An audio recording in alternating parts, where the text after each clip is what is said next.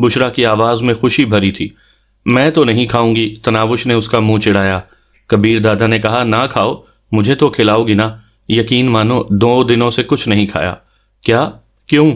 وہ چیخ ہی تو پڑی تھی۔ تمہارے بغیر تو سانس لینا دشوار ہو گیا، تم کھانے کو رو رہی ہو؟ اتنی پیاری لگتی ہوں۔